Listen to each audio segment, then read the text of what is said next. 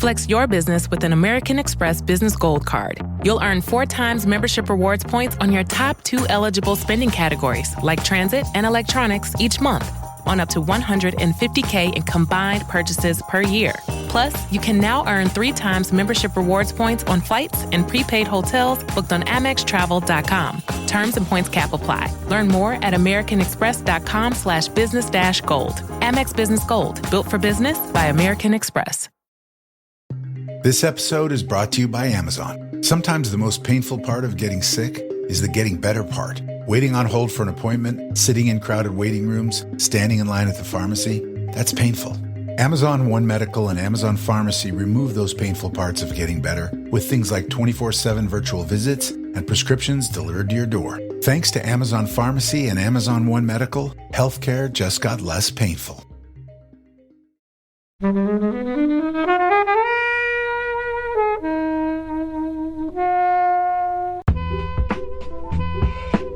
I saw with a packed audience in Toronto in Canada. It was the first time I realised that the audience could participate in a movie, that the audience could respond to a movie.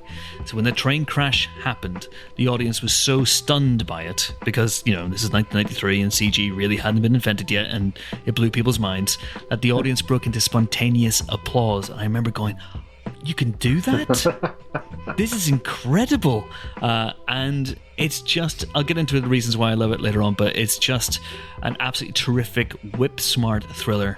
And revisiting it for this was an absolute pleasure.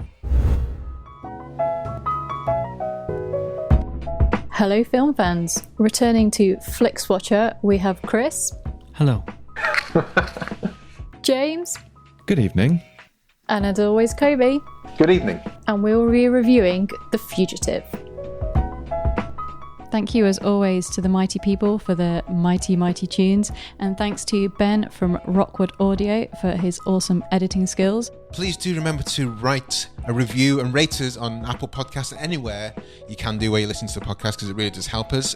And you can join in the conversation with us on Twitter at FlixWatcherPod and on Instagram at FlixWatcher.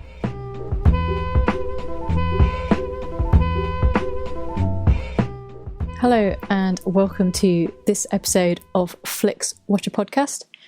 Recording remotely today with us are Chris and James. If you would like to say hello and tell the listeners a little bit more about who you are and what you do, please. Who is your daddy and what does he do?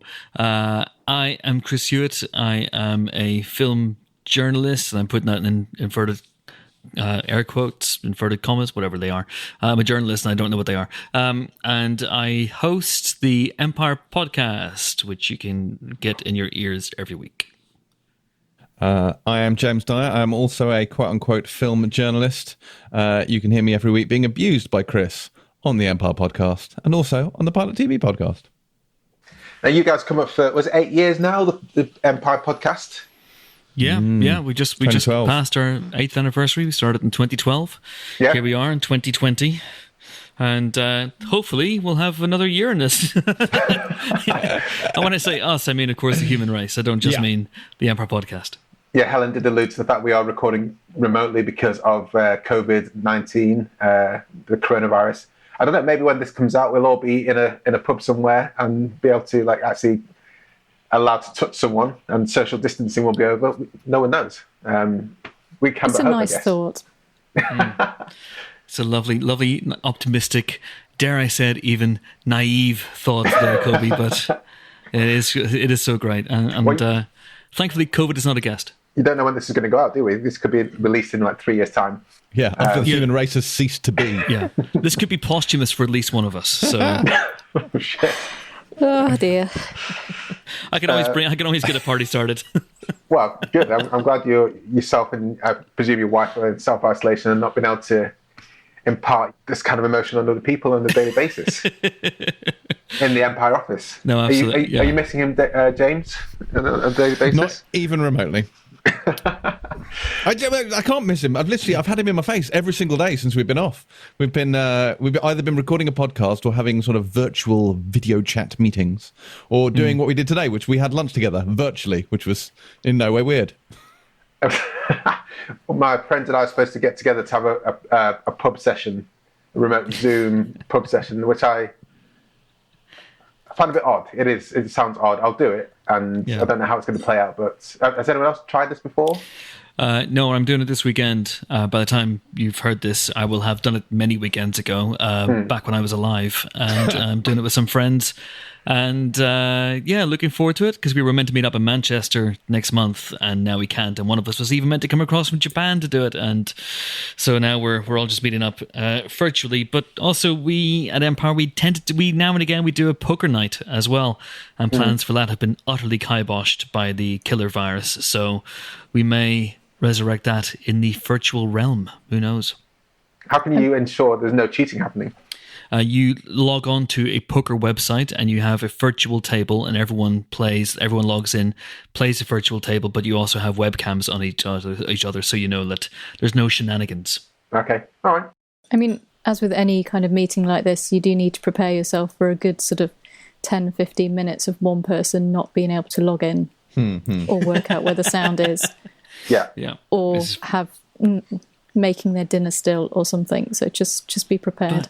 It is so weird, because I was thinking about this today, and I realised, we'll talk about The Fugitive in due course, of course. But please, we will do. I was thinking about this today because it's going to be about 8 of us online for this kind of university reunion thing we're going to be doing later on this week, and it's going to be so unnatural and weird, because anytime that you go to a pub with some friends, you naturally kind of break off into little miniature pockets, don't you? You find, you're just like, oh, there's 8 of us initially, but then I'll end up talking to those 2 guys over there, or people will just avoid me generally. But this time you gotta all be keeping tabs of each other, and it's gonna feel really weird. It's gonna be like recording a massive podcast.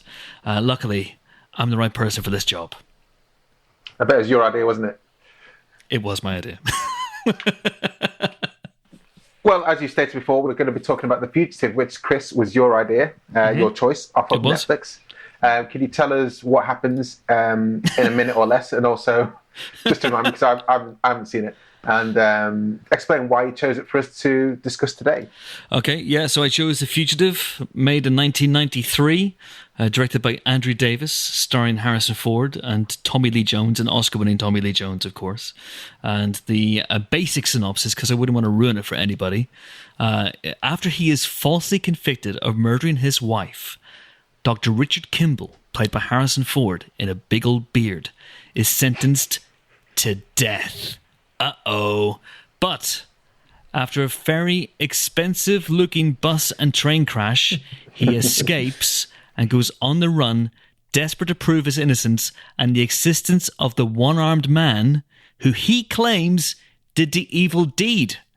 But the indefatigable U.S. Deputy Marshal Samuel Gerard is hot on his heels, and he wants a hard target search of every gas station, residence, warehouse, farmhouse, hen house, crowded house, outhouse, and doghouse in that area. Checkpoints go up at 15 miles. Our fugitive's name is Dr. Richard Kimble. Go get him. That's basically, if Jeremy Clarkson played that role, that's what it would have sounded like. Are you going for host of Top Gear now that, obviously he left a few years ago under less than courteous terms? Yes, I am. I can barely drive, and I don't know anything about cars, but that doesn't seem to disqualify recent presenters either. So why did you choose it for us, Chris? This is one of my favourite films. I adore this movie. I think it's tremendous. It was nominated for Best Picture, which is strangely... it's almost strangely anomalous in a weird way. It's a sort of movie that doesn't really get nominated for Oscars these days, let alone back in the day when you had to be a big prestige Oscar type movie to get nominated. Here was a summer blockbuster, late summer blockbuster nonetheless, but a summer blockbuster indeed, that crowbarred its way into the Oscar conversation. It's a tremendous thriller.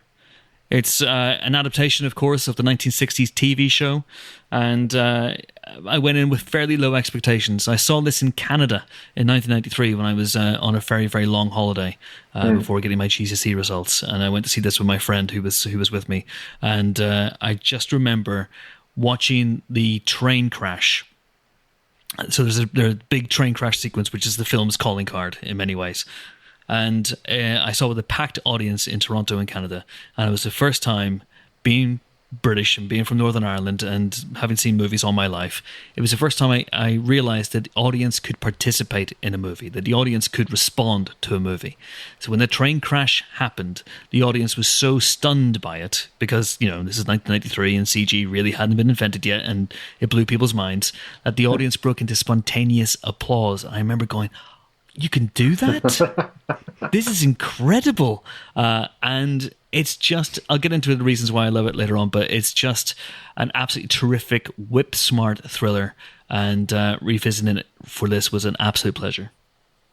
Well, let me just focus on a train crash a bit, because every single kind of news spot I saw about it featured that train crash in a way that would be super spoilerific in today's kind of parlance. But every single, I'd seen it like 15 times by the time, and also the bit where he jumps off the dam, I'd seen that before going into the cinema. So I was a bit jaded almost by the first time I'd actually watched it in the cinema. I don't know about your guys, James and Helen, your experiences of watching it the first time, but they just seemed to be spoil everything back then. I don't know. I didn't see this at the cinema. I remember seeing this. It would have been around the time that we got Sky TV at home, so we would have had it on there, and basically became one of those films that I pretty much watched every time it was on. That I loved it that much. It became one of those. I think it was this and the Robert Redford film Sneakers, which just were on repeat for years and years for me.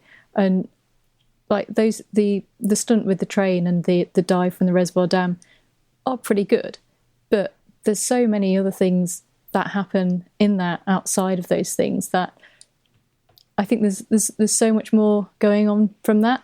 I mean, the stunt itself, I believe they just had the one take with that. Which stunt, sorry? The train stunt. Or the... Sure. It's a good job they got it right, because you kind of imagine what might have happened had they not got it right. Yeah, it's one of the great one-take stunts. Basically, it was so expensive. There are, I believe, some miniatures at a certain point, but by and large, it's... And obviously when Harrison Ford jumps off the bus, there's back projection going on there, which doesn't entirely hold up, but they really did take two trains and they really did crash them into each other, and it's just a tremendous, tremendous stunt. And the interesting thing about it is that it doesn't matter that it's given away in the trailer. It doesn't matter that the dam jump is given away in the trailer, because the film isn't predicated on those things. It's they're in the first half hour. Both those stunts are in the first half hour, and after that it settles into its own interesting rhythm. And because you've had the big stuff spoiled, you don't know where it's going to go, and that's really interesting. I think when I was 13, I saw this when I was 13, and at that time it was like, I want big guns and big stunts, and Harrison Ford being in it, for me, was like, oh, this is going to be great. So to have that kind of ruined for me was a bit of a downer, but this is the second time I've seen it, so on rewatch, it was like, okay, those happened way earlier than I remember, but the rest of the film it's still got like an hour and a half left of the film, so where's this going to go? I really couldn't remember how it was going to pan out, and I think that's a really, really cool thing. James, how many times have you seen this? God knows. I don't remember where I first saw it, but I've watched it many times since then. I love this film. It's great. My most enduring memory of kind of first watching this is Tommy Lee Jones. I don't recall when I first saw it if I knew who Tommy Lee Jones was prior to this. I mean, maybe no one really knew a great deal about him before this, but I remember him coming on the screen and being absolutely magnetic. Like, his charisma just radiates, which is ironic given what a grumpy fucker he is in real life. But he's do you know what I mean? Like, he comes on, he just owns that scene where he sits down and he faces down the sheriff, and he's like, the sheriff cuts him off, he's like, okay, sure, and then he waits for the sheriff to kind of burn it and then just takes over, and he throws curveball after curveball. That bit in the tunnel where he's like, I didn't kill my wife. He's like, I don't care. And you're just like, whoa, you know, he doesn't say what you expect. He doesn't deliver it the way you expect it. And I think he's really likable, but also really edgy. Like, there's that bit, and it always sticks with me, the bit where they kind of run into each other at the kind of prison where he's realised where he's going to go, and he sees him and he chases him. And Harrison Ford runs through the glass doors and they close on his foot. And Tommy Lee Jones fucking shoots like 5 bullets at him. Like, he's an unarmed man who may or may not be innocent. At that point, they're kind of got to be thinking he might be innocent, because they've realised he's trying to piece together a puzzle, and obviously a guilty man wouldn't be doing that. And yet he still tries to blow his head off. Like, he doesn't fuck about. He does not fuck about. Yeah, this is Tommy Lee Jones. Like I say, I don't think I knew who he was. I know the TV spots were lauding him, so I can't remember. I don't know what his filmography was before that, but it was this, and then Men in Black was basically, Tommy Lee Jones is a legit actor. But he is amazing. But also, there's kind of a random kind of cast that I wasn't aware of at the time, like Julianne Moore, Jane Lynch, looking about 15. Yeah, Joey Pants. Who has Joey Pants has a really prominent. He's in it a lot of the film. Yeah, it's a strange film in that Sailor Ward, who plays Helen Kimble, is third billed. Julianne Moore, who is in, and I'm not making this up, 3 scenes, I counted them last night, and they last about 2 minutes total in terms of screen time, is fourth billed. And this was before she was Julianne Moore. She was on the cusp. I think it was the same year as Assassins, which was her first big blockbustery type thing. And she gets third billing and fourth billing, and yet Tommy Lee Jones' entourage, which includes Joey Pants, who had been a big part of some really great movies up to that point already, is further down the pecking order in terms of the cast. It's an interesting one in terms of the billing, but it's really about these two guys. It's really about these two guys going head to head, Richard Kimble and Samuel Gerard. And it's one of the things I love about this movie. I love that it's about two guys who have not very much to go on except their smarts. Obviously, Gerard has lots of technology and a team backing him up, but also he's really, really intelligent, and he knows exactly what his quarry's going to do at any given time. Except for Richard Kimble, he can't quite get a beat in this guy because he does things that are out of the ordinary. And and Kimble is a man driven by his intelligence, but also driven by this remorseless need to catch the guy who killed his wife. And it's about smart people figuring out problems. It's a procedural in many, many ways. I love stuff like that. I love the early scenes, for example, when Kimble has just escaped and he goes into the hospital and he's trying to figure out, and he disguises himself as a doctor, and he goes into the guy's room and he steals his food, which is unethical. First, do no harm, Richard, you're a doctor. And shaves off his beard, and then, little things like that where he just figures out bit by bit, play by play, how to get a fake ID, how to get a different room in Chicago. Smart guy using his smarts, and I love that stuff. Also worth noting that Neil Flynn, the janitor from Scrubs, is the transport cop in this who gets killed. But I love the fact that in an episode of Scrubs, he references the fact that he's in The Fugitive, which is genius. Was it like a random dream that Jacques Braff has? It's like, you were in... He watches it on TV. He watches this Fugitive, and then he goes in, and throughout the whole episode, he's trying to convince the janitor he was in The Fugitive, which he flatly denies until the end.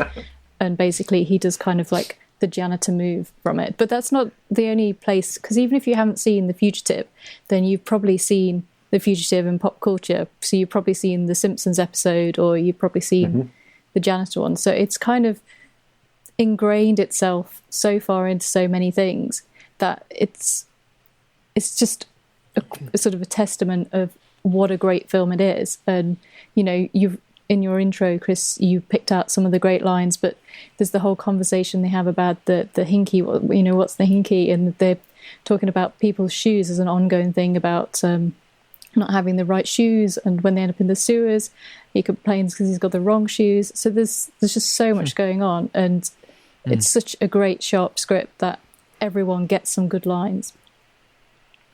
Yeah, we had a bit of banter on Twitter, which we'll come to later. We're not going to refer to this, but people are saying that the original scripts were shocking, which is kind of hard. And it seems like there's a fair bit of improv in this. I'm not sure how much true that is. Maybe you guys can elaborate. Yeah, I think it's interesting. I read the original David Twohy script for this, which is online. And someone on Twitter had said that there was another draft knocking around in which Gerard turned out to be the bad guy. Now, I can't see how that possibly would work. And I couldn't find that draft. But I did read the David Twohy script, which is completely different. Climax is in a different place, has a different bad guy. There's a woman who comes into Kimble's life, and it's quite frankly terrible as well. So they did a good thing, I think, in bringing on Jeb Stewart, who of course co-wrote Die Hard, Jimbo. Yes, indeed. And to retool the script. And it's interesting that you say it's got so many quotable lines. Yes, it does. Virtually none of them are from Harrison Ford. apart from a line I quote all the time, Yes, and you James do. can verify this. I quote, "When I came home, there was a man in my house.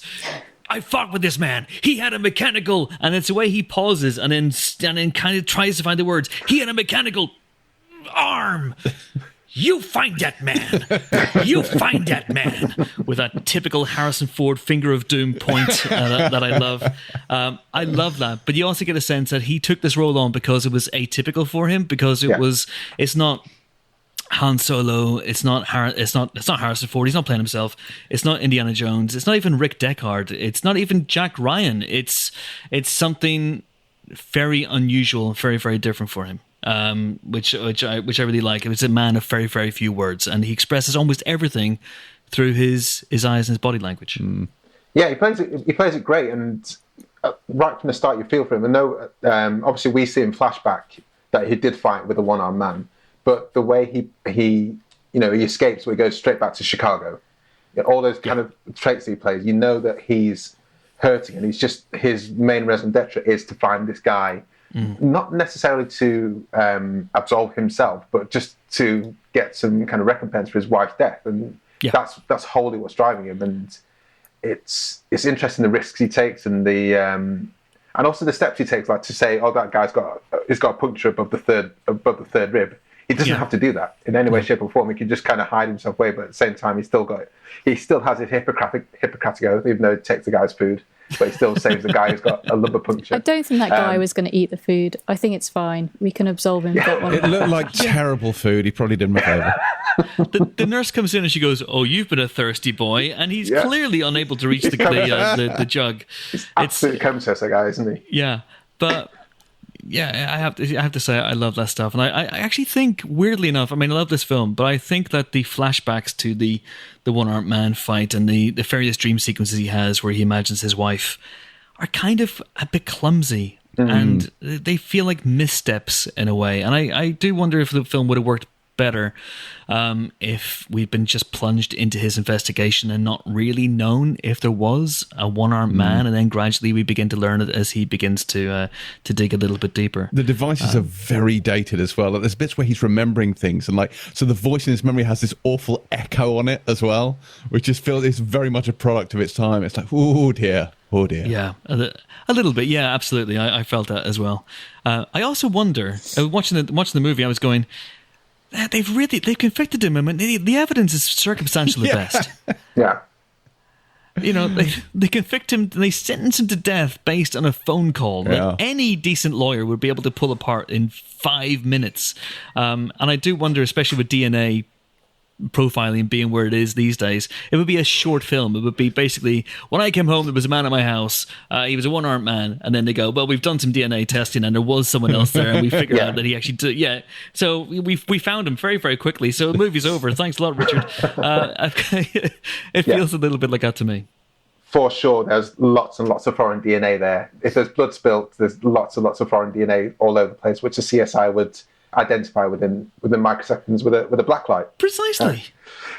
But it's a product of its time in that way, I guess, as well, isn't it? Because it would be so much easier to track him via CCTV and all these kind of things. So I think it is one of those films that it can only really have happened at latest 1993, which is great because that's when it was set. And I love the way they were like trying to recall his phone call at the elevated train. But play that back again. I heard a bell. If it was modern days times, they would know pretty much within seconds where he's calling from, and be able to track it to within an inch of his life. So it's a really good kind of time capsule of a film, even though it's not that long ago. I love that scene where he makes a phone call to the U.S. Marshals, and with 1993 technology, they listen back to it and go, "Hey, I hear something in the background," and it's muffled and mumbled. Can you drop out the sound of the bell? Can you drop it? No, I can't. I literally I don't have the technology to do that, but I guess I do now. Here, I'll just press this button, and now we can hear him saying with perfect clarity that he's still in Chicago. Yeah. It's that classic enhance. Oh, enhance. Yeah. No Way Enhance. Out does that. I don't know if you've ever seen the Kevin Costner Gene Hackman thriller No Way Out, and that has a big big plot point that revolves around a computer enhancing something. It's that just I'm the pretty whole sure. film, isn't it? It's doing an enhance, isn't it? During the film, you're waiting for the image to appear. Yeah. And that's what the first Taken does as well. It's like there's a reflection off a telephone, like. Oh my God! Yes. Thing. And you're like, is that technology that exists? awful stuff. But yeah, I just wanted to say as well that you guys brought up Neil Flynn, and quite rightly so. And it's interesting that Jane Lynch is in this film as well. Neil Flynn's in this movie. The guy who plays Kimble's ineffectual lawyer, Walter, is Dick Cusack, who is John Cusack's dad. Right. And he didn't make many films. He was a big noise on the Chicago theater circuit as well. And Chicago's obviously a huge improv city as well. Jane Lynch is a huge improv comedian. Neil Flynn is a big improv comedian as well. And so I suspect they were just casting locally as well. Like one of the cops, the white-haired cop, the incompetent cops who put Kimble away, the white-haired cop is clearly a Chicago-based actor. He pops up in The Dark Knight. And at one point, the guy who plays the sheriff, whenever Gerard appears after the train crash, is another actor that you'll have seen in things like Runaway Jury as well. So there's Justified. a really interesting cast of great character actors in this. Yeah, I was super happy to see these guys in their kind of earlier incarnations when, at the time, when you often think, oh, that's probably the first time I saw them, because just like Tommy Lee Jones, but yeah, Joey Pants is one of those people whose voices kind of penetrates. And when I saw him in The Matrix, I was like, I'm sure I've seen him before, but I can't remember where. And this probably was it, where he is in like 100% of the film, but doesn't get the recognition for it. Yeah. What did you guys make of the jump off the dam? Looking at things that have dated, because for me that was almost like the two Ronnies kind of level of stunt trickery there, with a sack of potatoes being thrown off a cliff. Chris is appalled by this suggestion. That's his appalled face. They killed 4 stuntmen to get that shot. How dare you? He does go off head first, and then you cut to him falling feet first. That bugged the shit out of me. But other than that, I thought it was great. Yeah, which is, considering that this film had, 6 editors, you would have thought that they'd been able to kind of make it look a bit more convincing in the edit on that one. It's no Schwarzenegger in Predator jumping off the waterfall. I'm just saying that. Maybe it just was the best shot. They're just like, well, this is the best we can do. We don't have CGI, so this is the best. Yeah, we can deal with. I'm okay with it. I'm happy with it. It's totally fine. As he goes down, as he jumps off, he's Dr. Richard Legs Akimbo. Yeah. As he leaps off the dam, he's Dr. Richard Nimble. So I'm very happy with that. It's all good. I couldn't remember the plot point. One thing I was really excited, because I literally haven't seen this film in 20 odd years, and I was enthralled by how the twists and turns goes through different machinations of, you think it's the one-armed guy that he's going after, which he is, but it's his best friend, which is a nice little twist there. You must be the only person alive who didn't see that coming. The scheming, hello, Richard. You have come. Can I help you? The way he does that staunch defensive. Accent. He is, yes, he's a bit foreign. Ultimately, from that era, that's a dead giveaway, isn't it? It's Jerome Crabbe, isn't he, who plays him, who has famously played Nazis, I think, in a number of films. But yes, you could see that coming a mile away. Yeah. I have to say, it's interesting as well. Right at the very beginning, rewatching it last night, when he's before his wife gets killed, he's at that reception for what turns out to be the evil organization that wants to have him bumped off. And he meets this guy, and it's literally just, oh, hey, how are you? And the guy gets a close-up. He gets a close-up. And you go, remember okay. that face. Yes, he is going to be pivotal in this later on, and lo and behold, it's Lentz. Yeah. He gets bumped off halfway off screen, but he's very, very crucial to the plot. So Chekhov's remember bellend. that face. Chekhov's bellend. Chekhov's bellend. He certainly is. One thing I did want to give credit to is the score is fantastic. I think it really helps with the kind of pacing of the film, because it is quite a long film. It's over 2 hours. And I really think that the score helps keep it moving, and sort of the main sort of theme is, whenever I think of this film, I have that in my head instantly. Do we know who did the score for this? Yeah, it's James Newton Howard. Okay. Did the score. I sometimes I wonder, listening back to it last night, I hear elements of it in Thomas Newman's Shawshank Redemption score, or maybe that's just me going completely crazy. And I wonder if maybe they had used that as a temp track on Shawshank. I might be completely and utterly off base with this one, but or maybe it's just one of those scores that is so often reused, you hear it all over the place. Maybe that it felt more familiar watching it again than I thought it had previously been. But yeah, it's a really, really great score. Guys, do you want to talk about anything else before we head to the scores? Oh man, God Almighty! There's so much to talk about. There's so much to talk about with this movie. It's interesting you said you didn't know the Tommy Lee Jones before going into this, because he had starred previously for Andrew Davis in Under Siege, of course. Right, as the bad guy. In fact, they worked together a couple of times, and so the main thing I remember Under Siege for was the cake scene. Oh, well, that's because we're all men of a certain age, Kobe, and But let's not dwell on such things. These days, we are professional people, and let's move beyond that.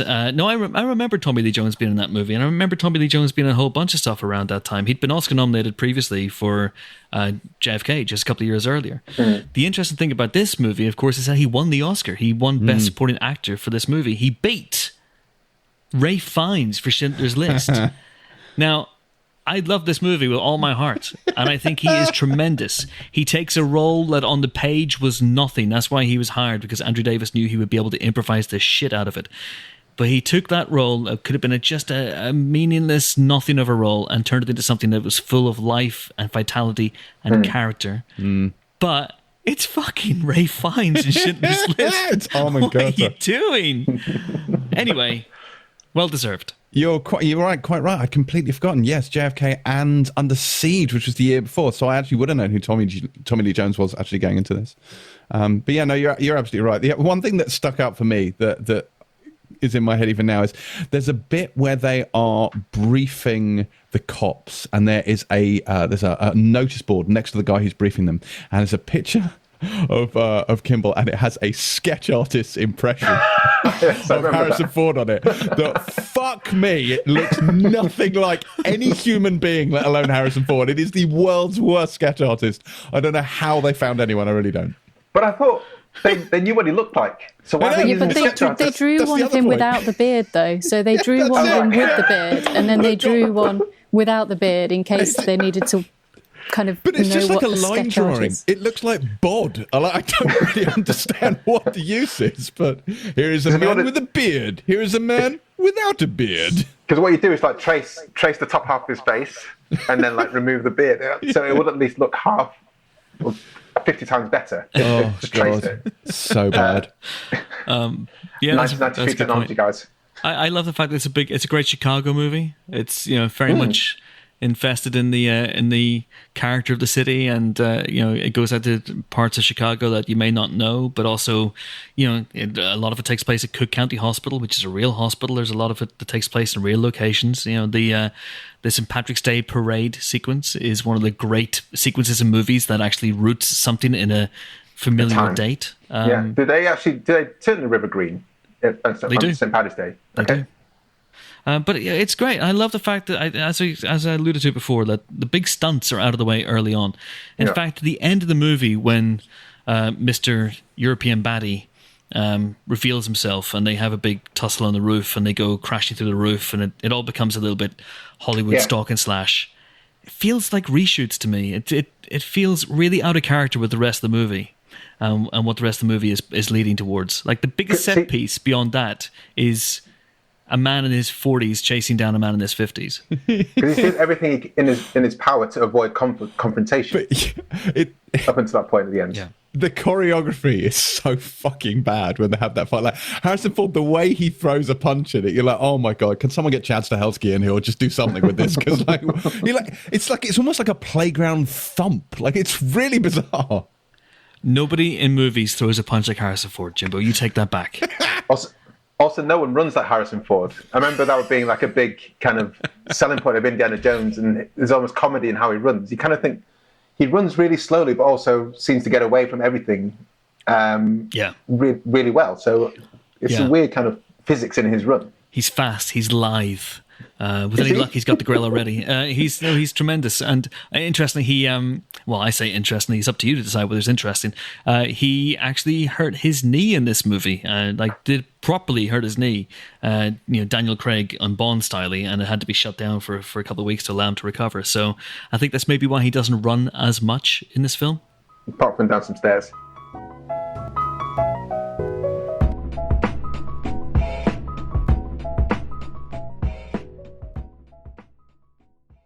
I'm Sam Clements, host of the 90 Minutes or Less Film Festival, another podcast in the Stripped Media family, a podcast that celebrates movies under 90 minutes long. Each episode, I'm joined by a special guest who selects a movie to join our prestigious lineup. Past guests have come from the worlds of film, television, music, food, comedy, and podcasting. Search for us now on the app you're currently listening to this podcast, or join us at 90minfilmfest.com.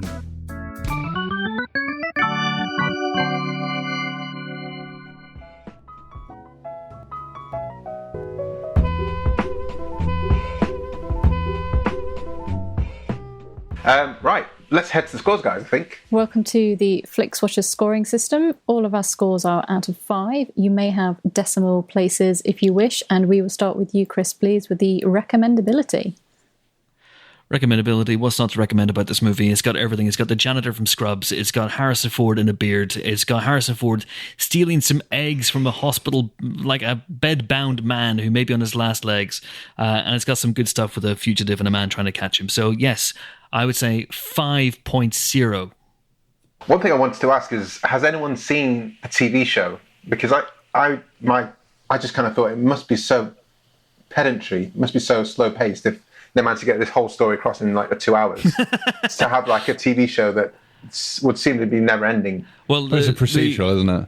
Yeah. It's just he gets in an adventure each week while being on the run. Yeah. What? It was basically, so the Incredible Hulk TV show, it was like that, Tony, without a big green man who used to smash things. So like Quantum Leap, who's trying to get home, but also is doing stuff. He's helping people each week, yeah. While trying to chase down the one-armed man. Okay, I'm not convinced by that. Yeah, I mean, if you're going to love Quantum Leap, if you're going to watch related stuff, I'd probably pick that over U.S. Marshals. Okay, so 5.0 for you, Chris. James, I'd give it 5 as well, without a shadow of a doubt. Helen. Yeah, absolutely a 5. I love this film so much. I just think it's great. You can kind of forgive some of the slightly weaker special effects just for, everything else that's going on. So yeah, a 5. It's for everyone. Yeah, I think I was being a bit tough on the special effects side of things, but I think I'm going to give it a 5 as well. I think it's just such an interesting film, and there's tension in the bits where he's like pretends to be a janitor, closes the windows down so he can pretend to be cleaning the blinds. Yeah, whilst checking out how many one-armed men are there in Chicago. And initially I thought, 35, that's actually a decent number to start off with, but he wasn't happy with that. I know, he has to whittle it down further. It's a lazy fucker. Yeah, exactly. Get out there. You got. His when he's ringing up people to find out where they are as well. I always enjoy that scene. You're like, oh yes, this is pre-internet. I'd forgotten about this. You can't Google someone. You got to call everyone. Yeah, it's quite funny bit where he goes, "Oh yeah, really? Armed robbery," and it's a bit of a wink moment, So one-armed man has just committed armed robbery. Nice one. It goes to the prison. Oh no, you're black. Okay, see you later. And the guy's like, please, I've not spoken to anyone for ages. No, sorry, fella, I'm massively racist. I have to leave immediately. Sorry about that. Repeat viewing score, Chris. I mean, come on. Come on. It's a 5. It's a 5. It's a 5. James. It is sadly also a 5 for this one. I've seen this many, many times, and I'm sure I'll see it many, many more times. Helen. 5 for me. I think it came onto Netflix sort of towards the end of last year. Because I saw that it popped on, and I was like, time to sit down and enjoy this. So and when you suggested it, Chris, I was really looking forward to watching it again. So 5. I'm going to have to go for slightly less than you guys. I'm going to go for 4.5. I've literally no idea why I didn't watch it. I haven't watched it again. It just probably didn't become part of the circulation of DVDs I had at the time, or VHS at the time, and I didn't didn't record it off the TV. So this literally is the second time, which is a bit of a travesty, because it is a great film. But I will endeavour to watch it as many times as possible going forward, I think. I just it's a good film, but I just don't like Fugitives, if I'm honest with you. So for that reason, I'm going to give it a 1. What's your small screen score, Chris? This is tricky because I don't think it's a film that lives and dies by its visuals. At the same time, it has 2 pretty major stunt sequences, and also I don't want to just randomly blindly give it 5 stars in every category, so I'm going to give it 4 because it's a film about performances and character and dialogue ultimately, and I think you can enjoy that on your watch, never mind your phone. James? I am going to give it a 3 for this, for simple reason that I actually think it benefits from being seen on film and not digitally. And certainly on a 4K TV, like this has not been upscaled at all. It's not been remastered. I mean, it looks properly wobbly. As Chris alluded to earlier, like the mechanics of how they did the crash sequence in certain angles does not look great on a 4K TV. So I think, I would ideally watch this on actual film. In a cinema. I think it would look a lot better that way.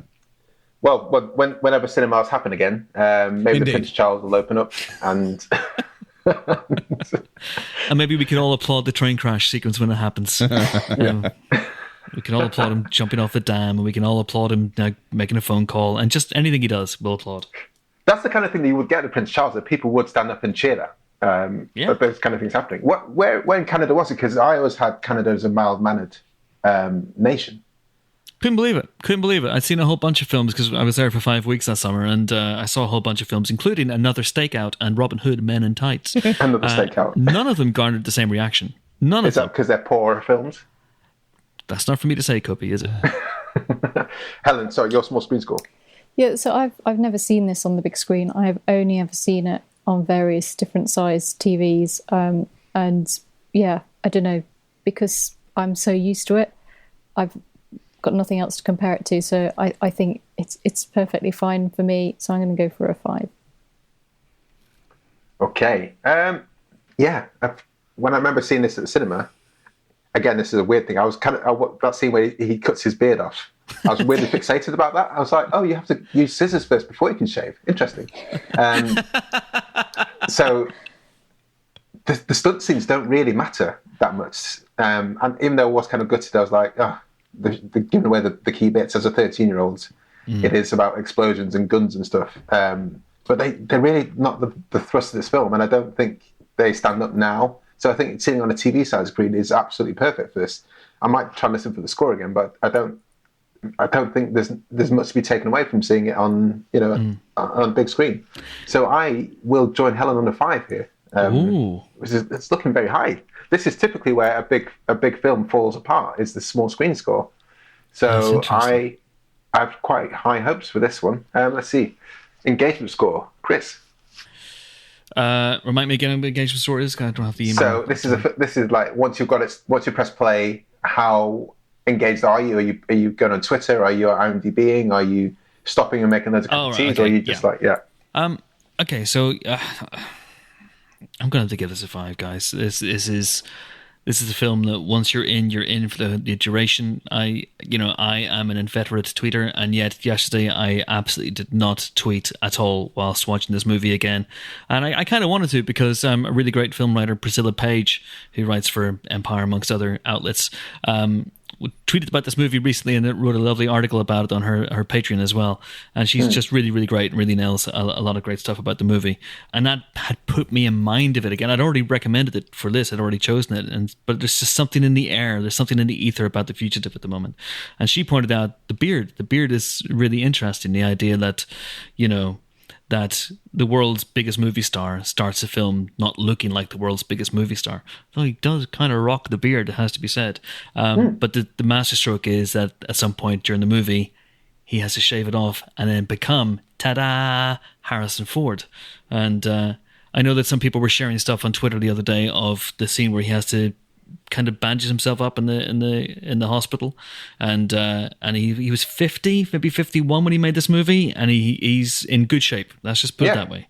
He's in good shape. James. Oh, what would I give it for a go? I think he's right. I think this is like, have a tendency to do other things often when I'm watching things on my phone. I did not pick up my phone once while watching this. I enjoyed every minute of it, so I'd probably give this a 5 as well. Helen. It's another 5. This is just one film that even though I've seen it so many times, that I am quite happy to give, 2 hours 10 of my full attention. I just love it. And I even thought, you know what? I will wait until after it's finished to do my usual poking around on the internet for fun facts and stuff. What kind of poking around were you looking forward to doing on this rewatch? But because I'd seen some of the tweets about the script, so that it was interesting you're saying about Julianne Moore, because apparently she was a possible love interest, and I think they maybe even got to the point where they shot some scenes with her where he kind of goes back to the hospital and their relationship becomes something a little bit more, which is why she ended up higher billing and at the top on that. So there's loads of things like that, and I was really intrigued about the kind of improvisation stuff that went on.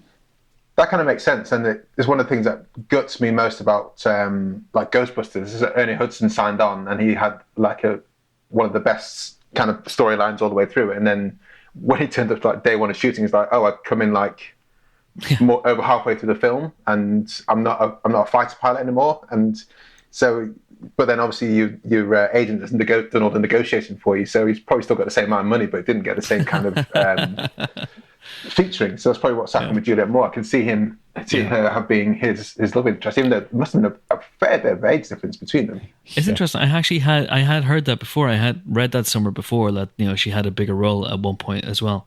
So that's thank you for jogging my memory there, because it is interesting. You get a sense, like I say, the end of the movie feels a bit like studio mandated reshoots. If we could put some action in here, there's a moment where Kimble is breaking into the one-armed man's house, and there's a really weird sequence before that where he steps out of a cafe and he looks across the road, and he and we, the audience, see what appears to be Gerard's men and the shit cop Rossetti kind of staking out the place.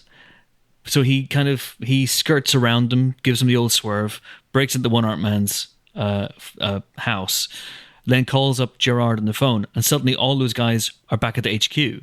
Yeah. And so it feels like maybe there was a little bit of surgery done in and around the edges of the film, which doesn't seem to have affected the movie in terms of its ability to to please crowds or to tell a coherent story. But I do wonder sometimes what this movie might have been. And it's interesting. Just one last thing, I'll make one last point. It was directed by Andrew Davis, who, for my money, is the absolute epitome of a Hollywood journeyman. There's nothing in his career that even remotely comes close to this movie before or since. So before this, he directed things like The Package with Gene Hackman and Tommy Lee Jones. He directed Under Siege, which is a passable Steven Seagal action movie. Then after it, he directed Chain Reaction, the dreadful Keanu Reeves thriller. Collateral Damage, one of Arnold Schwarzenegger's worst movies. And he hasn't made a movie since 2006, which was The Guardian, that Kevin Costner, Ashton Kutcher movie. And sounds great. So something happened in this movie, something that was like a perfect marriage of, I don't know, maybe because it was a hometown, maybe it was just, it was a fairly unambitious script, and maybe it needed a director who could just play it straight down the middle. But for some reason, it worked, and he struck lightning with this, but nothing before or after comes even close to it. Maybe the 6 editors managed to eke out the best performance out of everyone, and the actors just kind of said, we'll take over. The improvisation just shone through. They just went, no, let's not bother with the script. We'll just improvise most of it. It'll be fine. Because I audibly, I was watching this by myself, and when he said, I didn't kill my wife, and Tommy Lee Jones says, I don't care, I just guffawed. I just thought that's the perfect line. He's doing his job and he's doing it well. And ultimately he's like, I'm just here to chase you because you're an escaped convict, mate. So, I'm going to try and catch you and going to do that to the best of my abilities. And that tenacity of like, everyone just wrote him off. No, he's jumped off the dam. He's dead. Don't worry about him. So no, let's just wait and see properly, because he's already escaped death with a train. Let's just see if this guy does surface again. Of course he does do, and I think it's really cool. Although, to your point just then, well, after he jumped off the dam, if he hadn't called his lawyer, he probably could have got away with everything, and they never would have seen him again because they just assumed he was dead. Idiot. True. Yeah, I do question that point about I don't know what he wanted his lawyer to do exactly. I'm not in the legal profession in any way, shape, or form. I don't know what. Yeah, he wanted him to wire him some money, didn't he? Which is, I don't think it was well thought out. Yeah, there's also a certain, you could ask questions about where he gets the money to pay for the flat that he moves into. We never see him returning to that after Gerard and his men, arrest that skeevy fella and presumably, move into the place. Yeah. And we don't really see where he gets all the clothes from either. So there's various questions that you could ask about this movie. Or the hair dye. Which he suddenly washes out at one point as well. Yeah. Hence reshoot theorem. But if you were to ask such questions, then the film would begin to unravel, and we do not want to do that. So that means, I'm going to go for a 5 as well for engagement score. Maybe because I simply hadn't seen it and I couldn't remember the storyline, but I think I'll be tied in there from the start. And then just to reiterate, the fact that those 2 key stunts happened so early on in the film, but you're still tied into it, it's testament to how good it really is, even if those are slightly ropey. And that gives us an overall score of 4.78125. And guys, if you're listening, if you go That's high. Oh my God. Right. So if you go to our website, flixwatcher.tv/scoreboard, you can see all of the films that we have here and arrange them by overall score. And this actually, guys, is joint number 1 with When Harry Met Sally. That is astonishing. Big news for the scoreboard. When Samuel chased Richard, I'm all for that. Yeah, so number 1, joint number 1, When Harry Met Sally and The Fugitive, as you hear this. Number 2, To All the Boys I Loved Before, which is a good film. I don't know how it got so high, maybe because the small screen score isn't that much of a thing. Then What We Do in the Shadows, and then Silence of the Lambs. So it's in great company there. Better than all of them put together, if you ask me. Is that right? But I may be biased. But the last thing I'm going to say about this movie, going back to the Neil Flynn thing on Scrubs, which is very, very funny if you check it out. So all the way through Scrubs, that character is called the janitor, and we don't know his name, and he's only known as the janitor. And in the very last episode, he told JD his name, but I think he's lying, because if the janitor from Scrubs actually was in The Fugitive, then the janitor from Scrubs' real name is Neil Flynn. Yeah. That's true. Which is a mindfuck.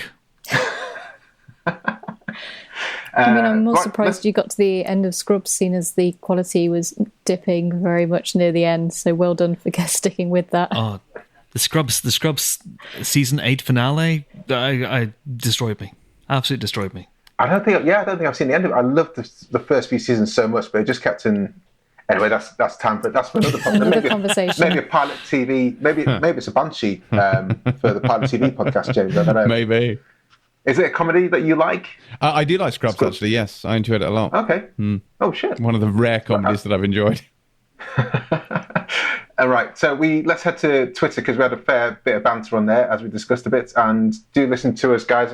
Follow us on Twitter at FlixWatcherPod, and we always tweet out before we're going to record. And in this case, we're reviewing Fugitive with James Dyer and at Chris Hewitt from at Empire Magazine. Have you seen it? Give us your thoughts on it on-air shout-out. And Helen and Chris, because James can't work Twitter. Do you want to read out some of the comments that people have left us? Chris, do you want to go first?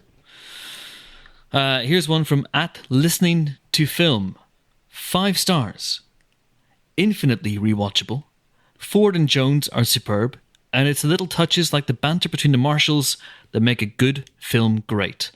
Vascular surgeon, what the hell is that? Someone who makes more money than you. Shit, I just bought these shoes. And Hinky, to name but 3. So yes, Listening to Film, well done.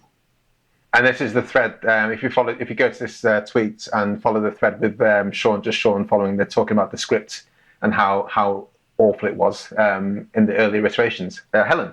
The next review we've got is from Gareth J. Lewis. Classic film, still watchable today.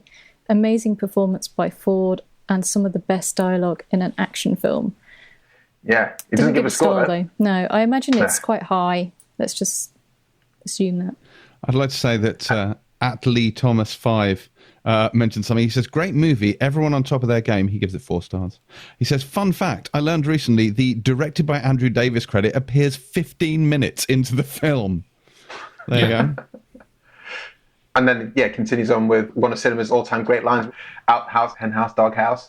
That's it where Tommy Lee Jones just appears and takes hold of the whole situation. You're just like, he's the guy to run this, not you, Sheriff. Yeah. Because he turns up with the leg irons, and the sheriff just kind of wilts, doesn't he? So I don't know what I'm doing here. I've got no formal training. I don't know how to. He might be alive. He might be alive. Yes, exactly. Ooh. Actually, I wanted to point out as well that the cowardly prison guard who is on the bus with Kimble and the other guys, and who leaves him to his fate and then tries to take the credit for it later on, is played by Richard Reilly, who is an actor who holds the record for playing Santa Claus on the big screen. Oh, really? Yeah, and small screen, in fairness. He's played Santa Claus at least a dozen times in various projects, including Harold and Kumar's Fairy 3D Christmas. I thought he was very familiar. At first I thought it was Brian Doyle Murray. Yeah. But I was like, no, it's just not him. But I couldn't replace him. But that, Did you really just say, oh, really? Was that intentional, or was that... That was... no, take the credit. I'm not that intelligent. Take the credit. I meant to. Yes, exactly. Exactly. That's exactly what I intended. Yeah. Who wants to take the next? There's a couple more left. Chris? I can only see one more, which is from at @5have_mu, 5havgupta on Twitter. Great movie, very rewatchable. No wonder so many movies and episodes of TV shows have basically utilised the same plot. Yeah, they just rip off the plot for U.S. Marshals. It's so bizarre. Both Ford and Jones are great in their roles. 5-star movie for me. And I see one from Glenn Runnels. Yep, so the last one we've got is from Glenn at Glenn Runnels. Yes, I have seen it. It's 4 out of 5 for me. Just confirming that he had before giving his review. Tommy and Ford are amazing. The story engaging, and the script had a monologue for Lee Jones that guaranteed him an Oscar if he committed to it. Come on, you know which one I'm speaking of. If not, off to the outhouse with you. So they reckon that was his Oscar-winning bit, was it? I guess so. Well, that's interesting, isn't it? Yeah. Because there's not a great Oscar clip, is there? There's not, like, he doesn't cry, there's no histrionics from him. So what was it about this movie? This is, the supporting actor category was the Oscar clip reel, wasn't it? I mean, if that's your Oscar clip reel, then I don't know what to say about that, really. It's but it's a category where you can get away with being a character in a way, and so maybe that's why they went for it. Cool. Right, guys, can you sign up by telling us where we can find you online? Remind us of the podcast you do, and hopefully by the time this comes out, there might be a live show in the offing for either pilots or if we're ever allowed to leave the house again. Yeah. I think our next live show will have to be at Wembley Stadium. Not because we'll have loads and loads of people there, but because everyone's going to stand 6 feet apart. So that's the only way we could probably do that. You can find me on Twitter as at Chris Hewitt. You can find me on Instagram as at CTAH1976 because someone else took at Chris Hewitt, you motherfuckers. And you can find me every week on the Empire podcast every Friday for regular episodes. We also have spoiler specials, which are behind a paywall. Well, and you have to subscribe do tell us about those spoiler specials, because they have been a fantastic feature since the early days. And I've been listening to some of the early ones. I haven't talking about like the end of, which I don't think this is more Palette TV spoiler special, but the end of Breaking Bad. Yes, as final episodes. Yeah. But I really do love the spoiler specials. I think that's a fantastic feature. And I think the when he speaks to producers and directors, they must really enjoy venting or releasing that kind of pressure gauge and be able to talk about absolutely anything in the film. They really do. They really do. It was dubbed by Ryan Reynolds spoiler therapy. And so what you have is a situation where these directors and producers and writers have been holed up in a room for 2 years, and they've been told that they can say nothing about their movies. And then I walk in, I go, you can say anything you want. And for the most part, they just go, and some of them are a little bit reticent at first, and then by the end of it, you can't shut them up, which is tremendous. And then, of course, there's the famous / infamous Chris McQuarrie episodes, which are longer than the films we're talking about and longer than time itself. How much time have you set aside for the next Chris McQuarrie interviews? Because assuming that they ever finish that movie. So if people don't know, we did a spoiler special with Chris McQuarrie for Mission Impossible Rogue Nation, which was 3 hours long, and then we found that we had to beat it for Mission Impossible Fallout, so we did by doubling it. We did 2 3-hour interviews for Mission Impossible Fallout, and so we have been talking about doubling that again for Mission Impossible 7. 12 hours. We shall see. I know maths. James? You can find me on Twitter and Instagram at James C. Dyer, and you can find me every week, every Friday on the Empire Podcast, and every Monday on the Pilot TV Podcast. Fantastic. Thank you very much, guys. Thank you. Thanks for coming on. Cheers. Thank you so much indeed. And can I just say one last thing? You can do. Which is, if Neil Flynn, the janitor, is in this movie, does that mean he calls Dr. Richard Kimble Dr. Beard Facet?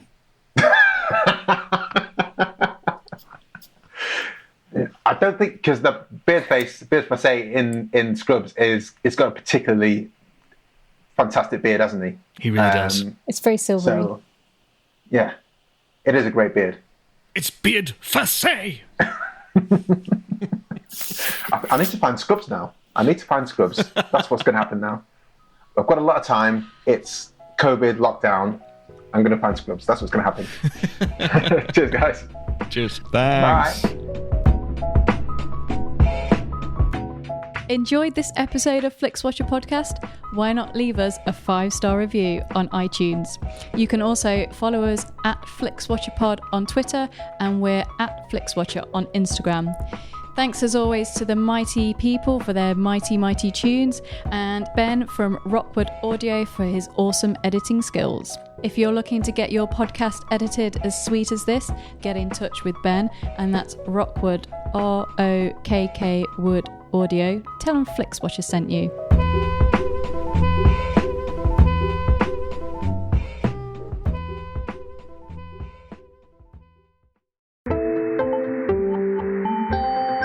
You just heard a Stripped Media production.